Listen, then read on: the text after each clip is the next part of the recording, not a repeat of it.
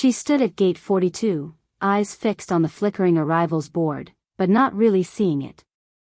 Her breath fogged the glass in front of her, vanishing as quickly as it came, like all the promises he made.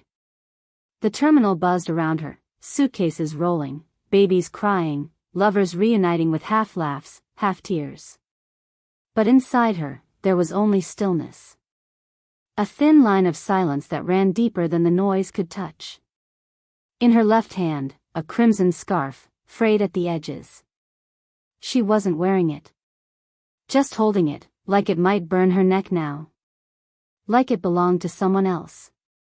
Or a different version of her. She clutched it tighter. The scarf still smelled faintly of pine wood and cedar cologne. His. That scent that used to mean home. It was the only thing she brought with her besides the small gray suitcase by her feet, the kind made for weekend getaways, not new lives.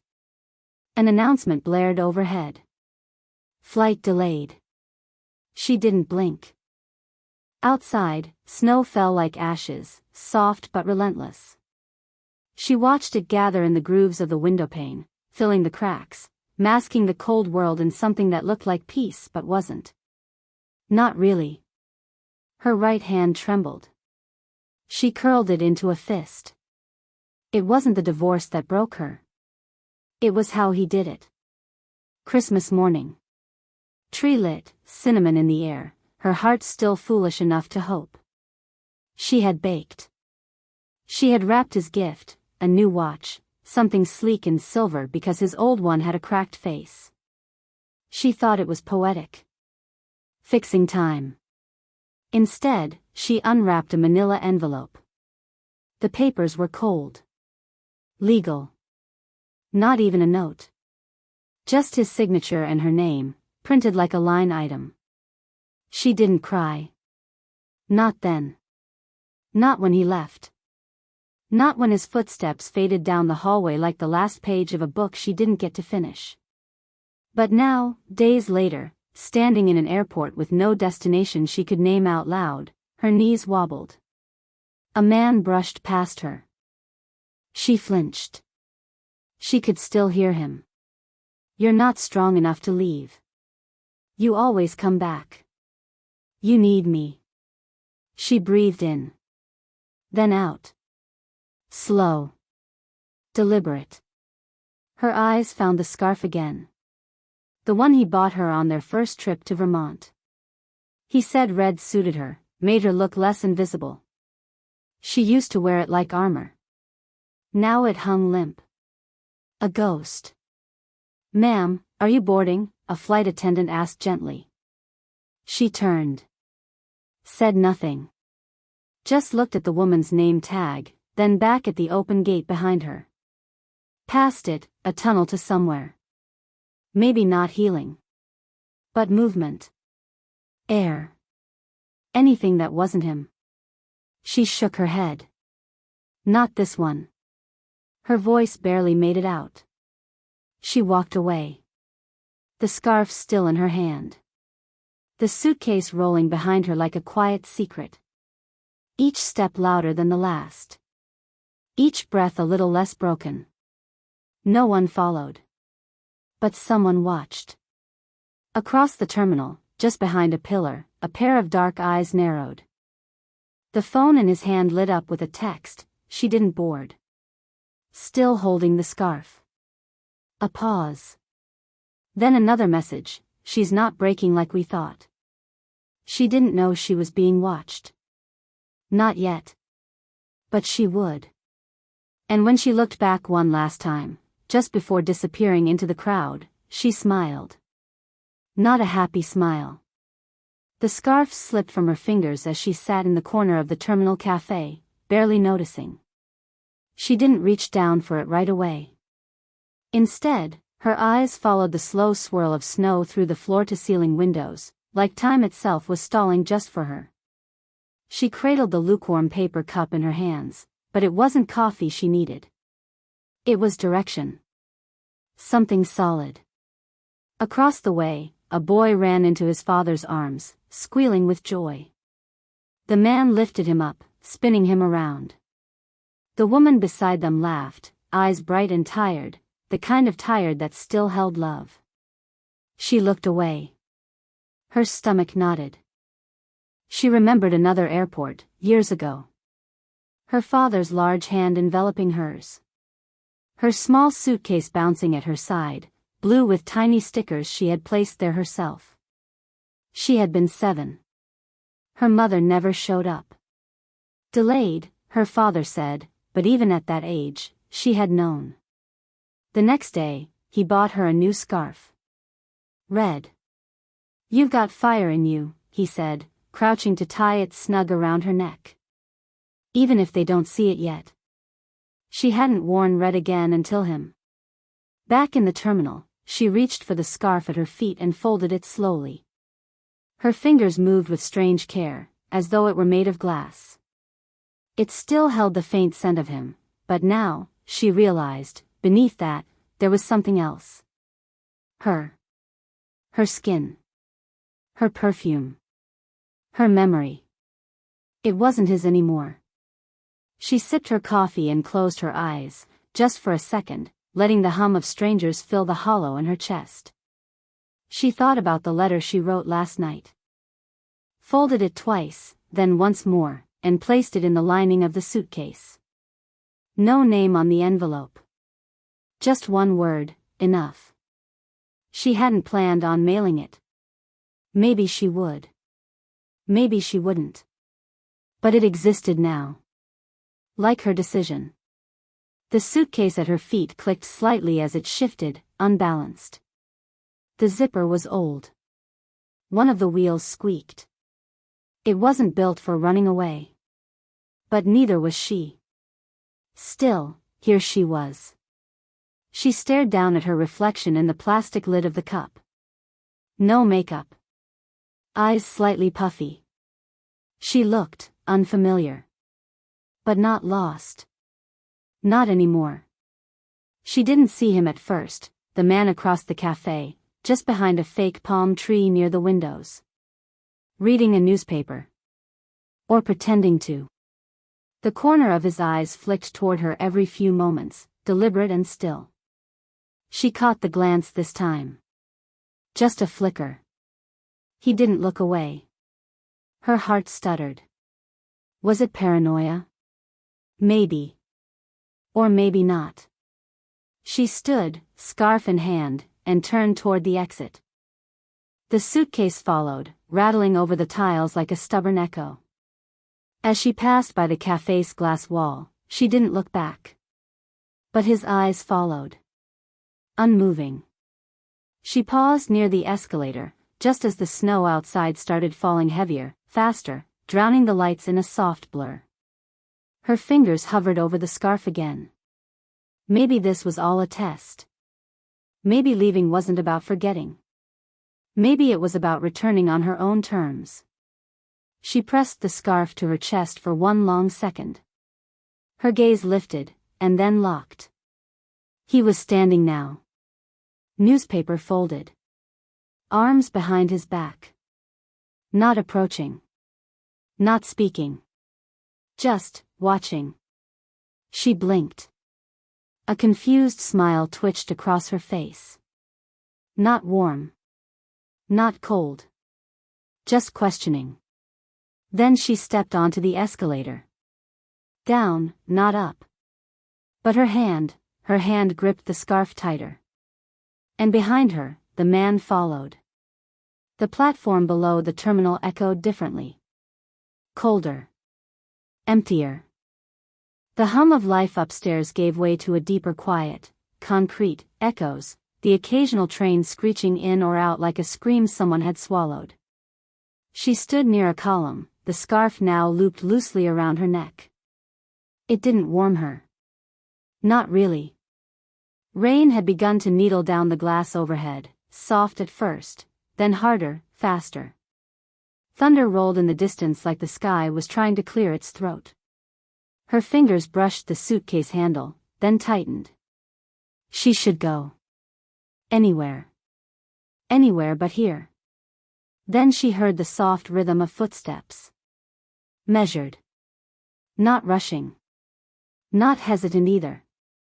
She didn't need to turn to know it was him. She felt his presence settle into the air, like smoke you couldn't quite place. He stopped a few feet away. Just outside her reach. Far enough for safety. Close enough for a question. I wasn't following you, he said, low. Honest, or pretending to be. She turned slowly. He wasn't what she expected, no sunglasses, no smirk. Just a man, older than her by a handful of years. His coat was damp at the shoulders. The hem frayed. His shoes, scuffed and tired. His posture said he hadn't slept well. Maybe in weeks. Still, he looked at her with eyes that didn't ask for pity. Then why are you here? She asked, her voice rawer than she meant. A pause. He pulled a wallet from his pocket, hesitant. From its inner fold, a photo peeked out, worn at the corners. A woman, hair messy, holding a toddler who looked a little too thin for comfort. Both smiled like they were still hoping. He didn't take the photo out. I had someone once, he said. And then I didn't. She left when I was too stupid to realize she was the only thing keeping me human. She studied him. Not his face, his hands. They were calloused. But not in a working man way. In a holding on too long way. You think we're the same? She asked quietly. No, he said. I think we're both standing at the edge of something. And I think we're both deciding whether to fall or fly. The rain thickened outside. One of the overhead lights flickered. She hated how true that felt. How his words brushed something inside her she hadn't let anyone touch in months. Her ex never listened like this. Never left space between sentences. Never stood back far enough to let her breathe. But this man wasn't offering comfort. He was waiting. For what, she didn't know. What do you want? She asked. He looked down. His fingers brushed the photo once more before tucking it deep into the wallet again. I don't know, he admitted. A train rumbled in, headlights slicing through the platform's shadows. Her heart skipped. She could get on. Ride to nowhere. Reinvent herself in motion. But her feet didn't move. Not yet. Because somehow, his presence didn't feel like a trap. It felt like a mirror. She saw in him the same hollow weight she carried. The same need to make sense of something already broken. But also the same danger, the possibility of confusing shared pain with purpose. Was this fate? Or just two lonely people circling the same storm? Her phone buzzed in her pocket. A name she hadn't deleted yet. She didn't answer. Instead, she turned back to the man. His eyes lifted, meeting hers like he already knew she wasn't sure. Train's here, he said. I see that. Neither moved. Rain thundered now, and the train hissed as its doors opened. A beat. She stepped forward. But not onto the train. She stopped, right at the edge. He didn't follow. The train hissed again. Doors open. Waiting. The kind of weight that presses into your spine, not gentle, not patient. Just there, like a dare. She stood inches from the yellow line, rain smearing the windows beside her. In her reflection, she didn't look brave. She looked like someone who had forgotten which direction she was running. Behind her, a couple argued in tight, sharp whispers. A child tugged at their mother's sleeve, asking if they could just get on. Two teenage girls passed her, side-eyeing the frayed scarf in her hand. Their silence said everything: pity. Weakness. Why doesn't she move? But it wasn't weakness. It was war. Inside her chest, something trembled. Not fear exactly. Not anymore. Something quieter. More dangerous. She turned slightly, just enough to glance back. He was still there. Half-shadowed in the station light. Leaning against the pillar like gravity didn't quite agree with him. In his hand, her scarf. He must have picked it up when she dropped it earlier. But it didn't look like a man holding lost property. It looked like he was holding on. Like it meant something to him too, now. The image made her stomach twist.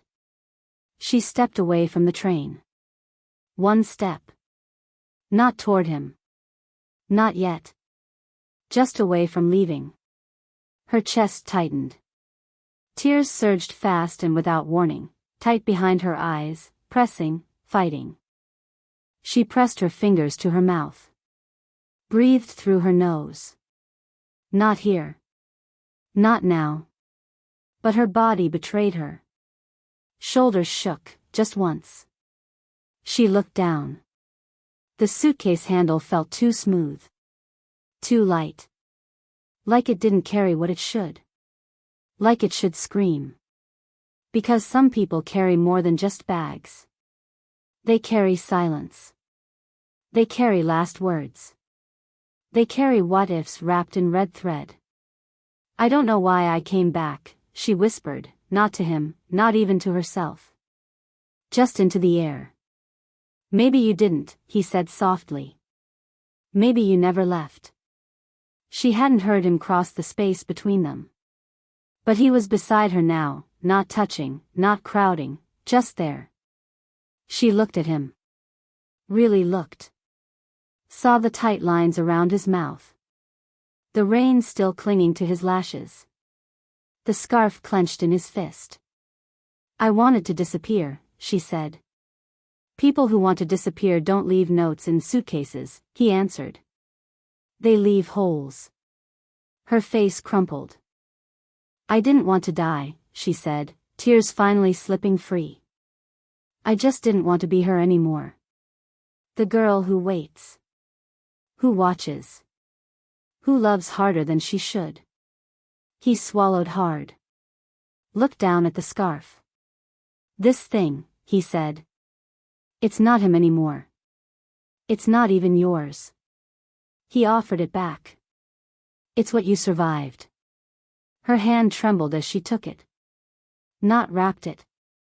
Not wore it. Just held it. The train doors beeped. Last call.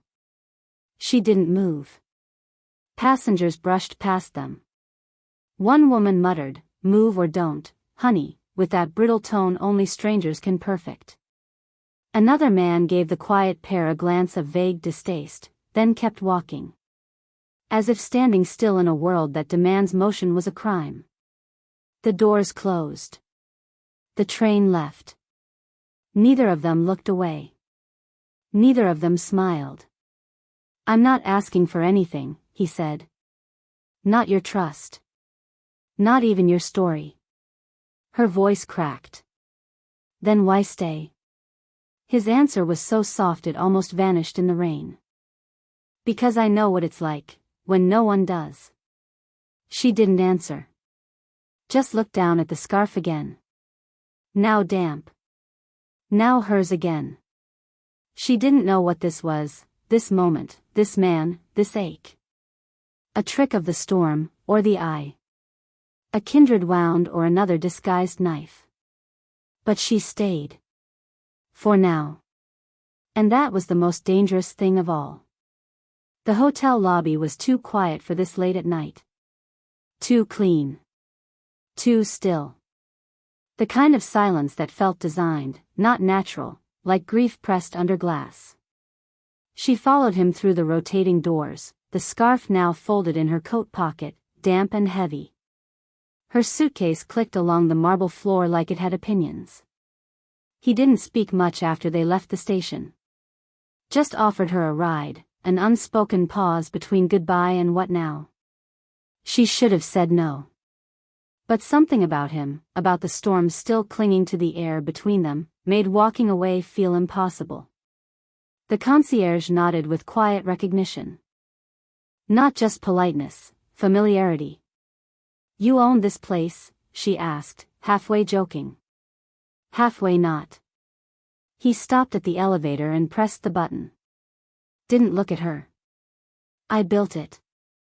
The silence inside the elevator swallowed her next breath. The truth settled like a stone in her stomach. Wait, what?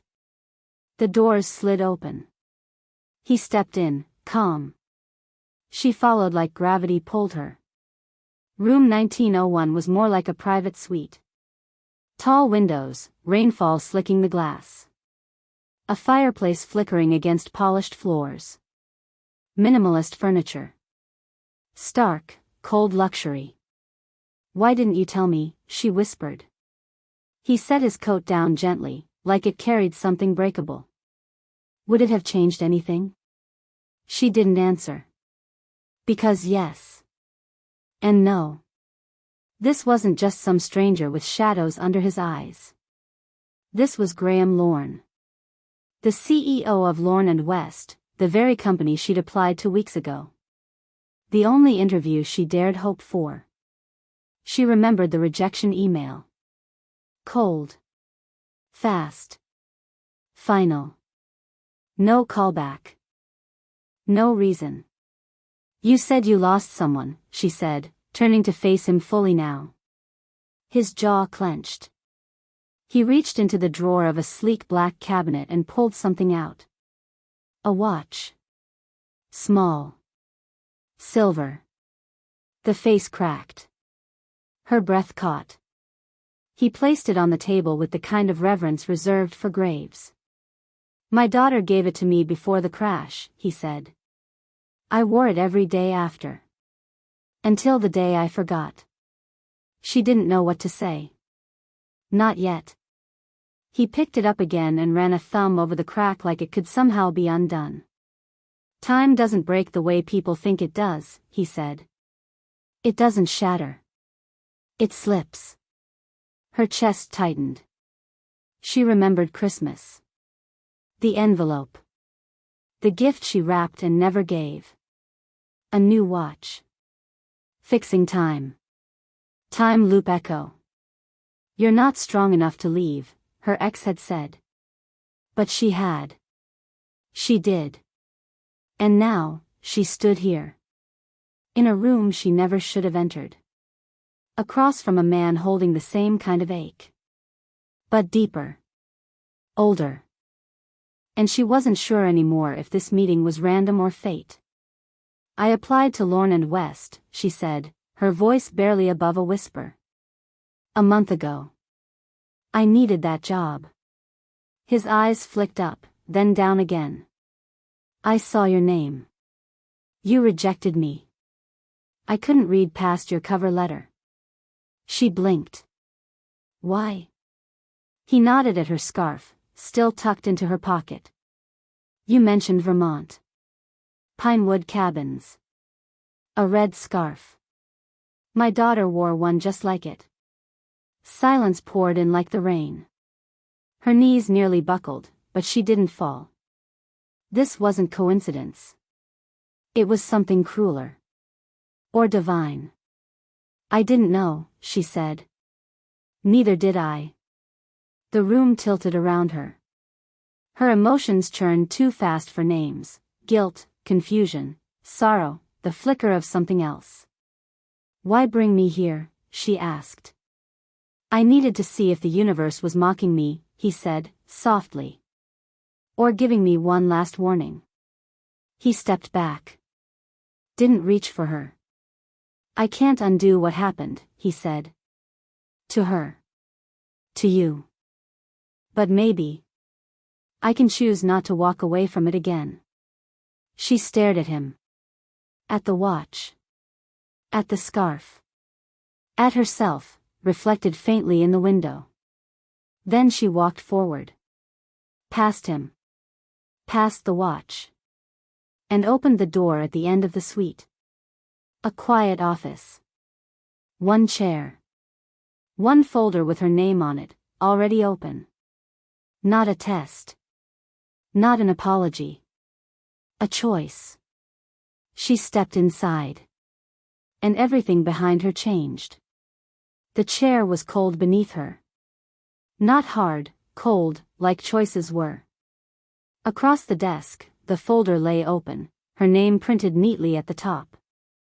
Beneath it, the same resume she sent out into the void. The same cover letter she wrote through clenched teeth and tear-swollen eyes. It looked smaller now. Like a note written by someone trying to matter. Graham stood behind her, silent. She didn't turn. She wasn't sure she could. Her fingers trembled over the corner of the folder. So this was it. After everything, trains, scarves, silences and almosts, this was where it all landed. A name on paper. A chair in a borrowed office. A choice no longer hers. I didn't bring you here to hire you, he said at last. She let the silence settle before nodding. I figured. He stepped closer but didn't sit. You reminded me of her. Not just the scarf. The fight behind your silence. The way you keep moving, even when it's killing you. She stared at the wall ahead, breath caught somewhere between inhale and heartbreak. And that's why you rejected me? No, he sighed. I rejected you because I wasn't ready to face it. She turned now, slowly. Looked him in the eye. Face what, exactly? He took the scarf from his pocket. Folded carefully. Precise. Almost reverent. Then placed it in front of her like a relic returning to the altar.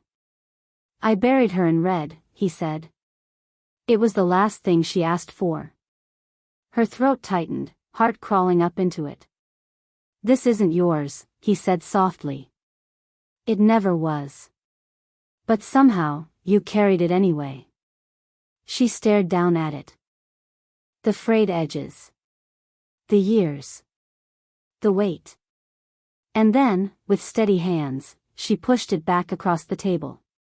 No, she whispered. You carry it now. He blinked. Something broke behind his eyes, but not into pain. Something softer. Recognition. I don't want your job, she said, voice clearing now. Not like this. It's yours, he said. On merit. On truth. I don't want it because I remind you of her, she said. I want someone to see me. Not their ghost. He didn't speak. Outside, the rain had stopped. A muted hush lingered in its place. The storm had passed, but the world hadn't gone back to normal. It never does. She stood. Looked around one last time. Then walked past the folder. Past the scarf. She reached the door, but paused, hand on the frame. When you told me I didn't leave, she said quietly, maybe you were right. He looked up. I think I just hadn't decided who I wanted to be when I did. She stepped out into the hall, leaving the scarf behind. And with it, the last pieces of who she was before.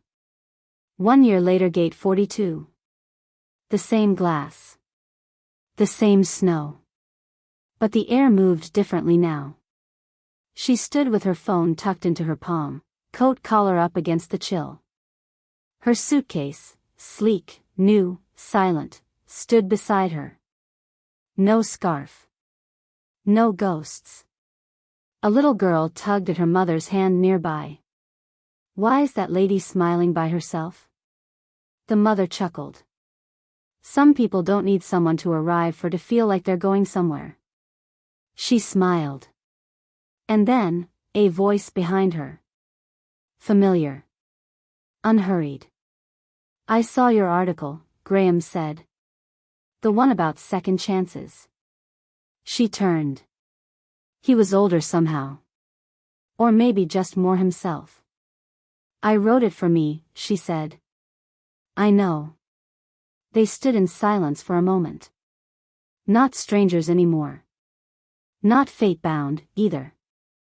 I never picked the scarf back up, he said. I know. She looked at him. Really looked. Then reached into her bag and pulled out a small, wrapped box. Inside, the same cracked watch. Restored. Not to tell time, but to carry it. For your daughter, she said. So she doesn't get buried in symbols. He didn't cry. But he didn't speak either. The intercom called her flight. This time, she walked toward the gate. No hesitation. No backward glance. Just the quiet power of a woman who left not because she was broken, but because she was finally whole. 3.